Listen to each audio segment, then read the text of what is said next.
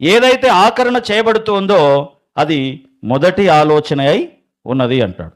దేవుని మందిరాన్ని నిర్మించినప్పుడు మోషే కొండ మీద ఏ మందిరం యొక్క నమూనా అయితే చూశాడో, బలిపీఠం ఎక్కడ ఉండాలి, గంగాళం ఎక్కడ ఉండాలి, దీపవృక్షం ఎక్కడ ఉండాలి, సముఖపు రొట్టెల బల్ల ఎక్కడ ఉండాలి, ధూపవేదిక ఎక్కడ ఉండాలి, అది ఏ ఆకారంలో ఉండాలి, ఎన్ని ఎలాంటి నక్ష కలిగి ఉండాలి, ఎంత బంగారం వాడాలి, ఇదంతా కూడా ఒక లెక్క ప్రకారము దేవుడు మోషేకి చూపించినాడు.